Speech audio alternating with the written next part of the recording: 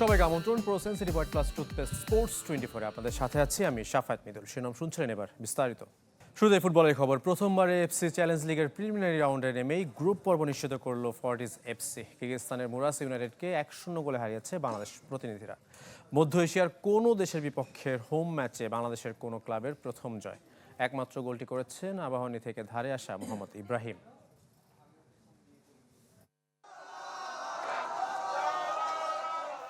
মাঠের বাইরে Fortis FC সমর্থকদের বাঁধ ভাঙা উদযাপন। স্মোক ফ্লেয়ার জ্বালিয়ে ফুটবলার, কোচ, কর্মকর্তাদের কোলে তুলে সমর্থকদের আনন্দ উল্লাস। এএফসি চ্যালেঞ্জ লিগের গ্রুপ পর্বে ফর্টিস প্রথম চেষ্টাতেই। এর আগে মাঠে উদযাপন করেছে কর্পোরেট ক্লাবটি। গত মৌসুমে ঢাকায় আবাহনীর কাছে যে মুরাস ইউনাইটেড অজেয় ছিল, এবার সেই কিরগিজ ক্লাবটিকে হারানোর নায়ক একজন আকাশী নীল ফুটবলার। সাফের দল সাজাতে এখনও কাজ শুরু করেননি বাংলাদেশ হেড কোচ টমাস ডুলি। পুরনোদের পাশাপাশি তার ভাবনায় আছে নতুন কিছু ফুটবলার। টুর্নামেন্টের আগে ঘরের মাঠে অন্তত 4টা ম্যাচ খেলতে চান মার্কিন কোচ। সন্তুষ্ট নতুন নিয়োগ পাওয়া কোচিং স্টাফের সহকারীদের নিয়ে। সাফের আগে ঘরের মাটিতে ফ্যানদের সামনে 4টা ম্যাচ খেলতে চাই, তাহলে বুঝতে পারবো আমাদের সমস্যা কি বা কিভাবে আরো উন্নতি করতে পারি। আর যেমনটা আমি চেয়েছি কোচিং স্টাফের সহকারী হিসেবে তেমনই পেয়েছি। এখন ফিটনেস কোচের প্রয়োজন। এবার ক্রিকেটের খবর। অস্ট্রেলিয়া বাংলাদেশ সিরিজের খবর জানাবো। ডারউইনের শেষ মুহূর্তের প্রস্তুতিতে ব্যস্ত বাংলাদেশ দল। ম্যাচ ভেন্যু মারারা ওভালে এদিন ঘাম ঝরিয়েছেন টাইগাররা। স্ট্রেচিং ওয়ার্ম আপের পর ফুটবল খেলে শুরু হয় ক্রিকেটারদের অনুশীলন। এরপর স্লিপে ফিল্ডিং প্র্যাকটিস করেন শান্ত, সাদমান, তানজিদ, তামিমরা।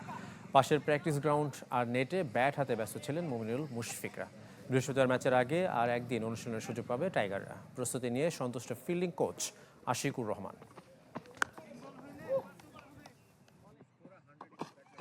সবাই প্রস্তুত এবং প্রিপারেশন খুব ভালো হয়েছে। বাকিটা ম্যাচের সময় দেখা যাবে। 100% মেন্টালি প্রস্তুত এবং মেন্টালি প্রস্তুত হওয়ার জন্য এতদিন কাজ করা হয়েছে এবং ইনশাল্লাহ তারা ভালো করবে। রীতি মেনে টেস্টের একদিন আগে একাদশ ঘোষণা করে অস্ট্রেলিয়া। বুধবারই জানা যাবে বাংলাদেশের বিপক্ষে অজিদের একাদশ। সেই তালিকায় কে থাকবেন? ক্যামেরন গ্রিন না বিউ ওয়েবস্টার? দুজনেই পেস বোলিং অলরাউন্ডার। নির্বাচকদের মধুর সমস্যায় ফেলতে পেরে খুশি ওয়েবস্টার। টেস্টের আগের দিন একাদশ প্রকাশ করা রীতিতে পরিণত করেছে অস্ট্রেলিয়া। বাংলাদেশের বিপক্ষে ডারউইন টেস্টে কোন 11 জন খেলছেন তা জানা যাবে বুধবার। তবে ইতোমধ্যে অজি স্কোয়াডে প্রতিদ্বন্দ্বিতা শুরু হয়ে গেছে, বিশেষ করে দুই অলরাউন্ডার ক্যামেরন গ্রিন ও বিউ ওয়েবস্টারের মাঝে। অভিজ্ঞতার বিচারে গ্রিন এগিয়ে থাকলেও ওয়েবস্টারের রেকর্ড ঈর্ষণীয়। 8 টেস্টে 452 রানের পাশাপাশি 11 উইকেটও নিয়েছেন তিনি। তাই একাদশে দুজনকে রাখলেও অবাক হবার কিছু থাকবে না। আমি এটাকে সরাসরি প্রতিদ্বন্দ্বিতা হিসেবে দেখি না। প্রথম 7 জনের মধ্যে বল হাতে আরও বিকল্প থাকা বড় সুবিধা। আমরা দুজনেই নিজেদের দক্ষতা দিয়ে ভালো খেলতে পারি। এটা অধিনায়কের জন্য ভালো হবে। প্রথম স্লিপে দাঁড়িয়ে ক্যাচ অনুশীলন করেছেন বিউ ওয়েবস্টার। একাদশে জায়গা পাওয়ার ইঙ্গিত বটে। পারফর্ম করে দলে শক্ত অবস্থান তৈরি করতে আত্মবিশ্বাসী 32 বছর বয়সী অলরাউন্ডার।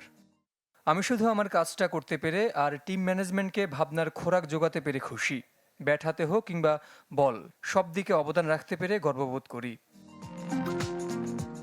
কামিন্স, স্টার্ক, হ্যাজেলউড, ত্রয়ী ব্যাগি গ্রিনদের অটোমেটিক চয়েস। সাথে একমাত্র স্পিনার হিসেবে থাকবেন নাথান লায়ন। ওপেনিংয়ে ট্রাভিস হেডের পার্টনার হতে পারেন নর্দার্ন টেরিটরির ক্রিকেটার জ্যাক ওয়েদারেল্ড। মিডল অর্ডারে অজিদের আস্থার নাম স্টিভেন স্মিথ আর Marnus Labuschagne. Redwan Shuaib, channel 24।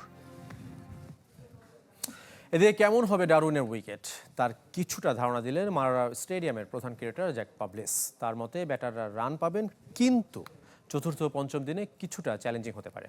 বোলাররা চেষ্টা করলে সহায়তা পাবেন, যদিও তারা চেষ্টা করেছেন অন্তত 2 দিনের টেস্ট শেষ না হোক। ডারউইন টেস্টের আগে সবচেয়ে বেশি আলোচনায় কেমন হবে উইকেট। 22 বছর পর আবারও এই ভেন্যুতে লাল বলের খেলা ফিরছে বলেই এত আলোচনা, যা নিয়ে ধোঁয়াশায় দুদলের ক্রিকেটাররাও। মারারা স্টেডিয়ামের প্রধান ক্রিকেটার জ্যাক পাবলিস কিছুটা ধারণা দিয়েছেন। অস্ট্রেলিয়ার সব জায়গার পিচই কিছুটা ভিন্ন প্রকৃতির, তাই ঠিক আদর্শ অস্ট্রেলিয়ান পিচ কাকে বলে তা বলা কঠিন। এমন একটা মানসম্মত পিচ হবে যেখানে রান উঠবে, বোলাররাও চেষ্টা করলে কিছুটা সহায়তা পাবে। তাই এমন একটা ভারসাম্যপূর্ণ পিচ করেছি যা খেলার জন্য উপযোগী হয়। অস্ট্রেলিয়ার উইকেট পেসাররা ভালো সাহায্য পান, এটা স্বাভাবিক। তবে সবশেষ অ্যাশেজে পার্থ ও মেলবোর্ন টেস্ট শেষ হয়েছিল মাত্র 2 দিনে। বাংলাদেশের জন্যও কি এমন ভয়াবহ কিছু অপেক্ষা করছে? চতুর্থ ও পঞ্চম দিনে উইকেট ব্যাটারদের জন্য কিছুটা চ্যালেঞ্জিং হয়ে উঠতে পারে। তবে চেষ্টা ছিল ধারাবাহিকতা থাকবে এমন উইকেট তৈরির। আমরা চাই না 2 দিনের টেস্ট শেষ হোক, তবে সত্যি বলতে এটি আমাদের হাতে নেই। আমরা শুধু উইকেট প্রস্তুত করি, আর বাকি কাজটা ক্রিকেটারদের।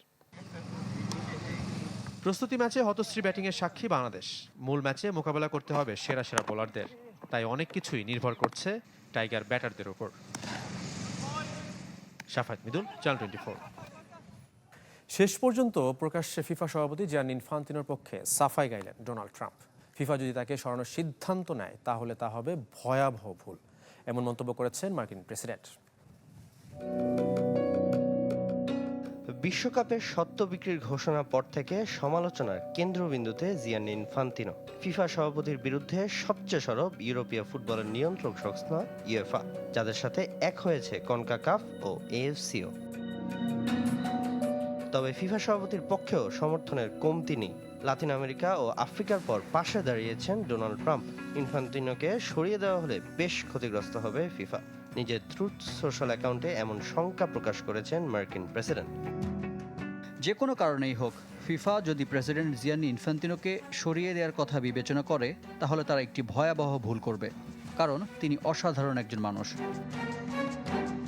শুধু $20 বিলিয়ন আলোচিত এফএফই প্রকল্পই নয়, এবারে বিশ্বকাপে রেফারিং ইস্যু, ফ্লোরিন বালোগানের লাল কার্ড প্রত্যাহারের মতো নানা ঘটনায় সমালোচিত ইনফান্তিনো। তবে নিজের ঘনিষ্ঠ বন্ধুকে নিয়ে সেসব সমালোচনা আমলে নিতে চান না ট্রাম্প। তার মতে ইনফান্তিনোকে সরিয়ে দিলে লাভের মুখ দেখবে না বিশ্বকাপ। তিনি ইতিহাসের সবচেয়ে সফল বিশ্বকাপের সভাপতিত্ব করেছেন, 3 বার প্রেসিডেন্ট হয়েছেন। তিনি চলে গেলে বিশ্বকাপ আর কখনো এতটা সফল বা লাভজনক হবে না। বিষয়টির প্রতি আপনারা মনোযোগ দেওয়ায় অসংখ্য ধন্যবাদ। 2015 সাল থেকে ফিফা সভাপতির পদে আছেন জিয়ানি ইনফান্তিনো। 2027 সালের মার্চে চতুর্থ ও শেষবার সভাপতি নির্বাচনেও প্রতিদ্বন্দ্বিতা করার কথা তার। সামিনিয়া স্যার, চ্যানেল 24। যুক্তরাষ্ট্রের ভিসা না পাওয়ায় বিশ্বকাপ ম্যাচ পরিচালনা করতে পারেননি, কিন্তু সোমালিয়ান রেফারি ওমর আরতানের সেই ব্যথা ভোলার সুযোগ ইউএফা সুপার কাপ দিয়ে। প্রথম আফ্রিকান হিসেবে এই ম্যাচ পরিচালনা করবেন তিনি। কৃতজ্ঞতা জানিয়েছেন দুঃসময়ে পাশে দাঁড়ানো সবার প্রতি। বিশ্বকাপের রেফারি হিসেবে পা রেখেছিলেন মার্কিন মুল্লুকে, কিন্তু সন্দেহভাজন সন্ত্রাসী সংগঠনের সাথে সম্পৃক্ততার অজুহাতে মায়ামি থেকে তাকে ফিরিয়ে দেয় ট্রাম্প প্রশাসন। ফিফার এলিট রেফারিকে এভাবে অপমান অপদস্থ করায় বিশ্বজুড়ে ওঠে সমালোচনার ঝড়। 2 মাসের ব্যবধানে সেই ওমর আরতানের কাঁধে উয়েফা সুপার কাপ ফাইনাল পরিচালনার দায়িত্ব, কিন্তু এখনও সেই দুঃসময় ভুলতে পারেননি সোমালিয়ান রেফারি, ভোলেননি তার পাশে দাঁড়ানো মানুষগুলোকেও। সময়টা আমার জন্য অনেক কঠিন ছিল। দীর্ঘদিনের স্বপ্ন, বিশ্বকাপের সুযোগ পেয়েও ম্যাচ পরিচালনা করতে না পারাটা খুবই হতাশার। তবে আমি চেষ্টা করে গেছি। যারা এতদিন আমাকে সমর্থন জুগিয়েছেন সকলের প্রতি কৃতজ্ঞতা। বিশ্বকাপ মিস করলেও হাল ছাড়েননি ওমর, যার ফলও পেয়েছেন। ইউরোপের বাইরে প্রথম রেফারি হিসেবে থাকছেন উয়েফা সুপার কাপের মঞ্চে। বিরল সম্মান পেয়ে আপ্লুত ওমর, বিশেষ করে সোমালিয়ানদের জন্য। নিজেকে অনেক ভাগ্যবান মনে হয়, এমন একটা জায়গায় জন্ম আর বেড়ে ওঠার পরেও কখনো হাল ছাড়িনি। আজ দেখুন, সে প্রতিবন্ধকতাগুলো আমার স্বপ্ন পূরণে বাধা হতে পারেনি। এই খবরটা আমার এবং আমার পরিবারের কাছে ভীষণ আনন্দের। ইউরোপ ও অস্ট্রিয়ায় প্রচুর সোমালি মানুষ থাকেন। আমি এমন একটা ম্যাচ খেলাবো শুনে তারা আনন্দে আত্মহারা। বুধবার রাতে উয়েফা সুপার কাপে মুখোমুখি হবে চ্যাম্পিয়ন্স লিগ চ্যাম্পিয়ন পিএসজি ও ইউরোপা লিগ জয়ী অ্যাস্টন ভিলা। সালজবুর্গের রেড বুল এরেনায় বাঁশি হাতে নামবেন ওমর আরতান। জহির সাগর, চ্যানেল 24।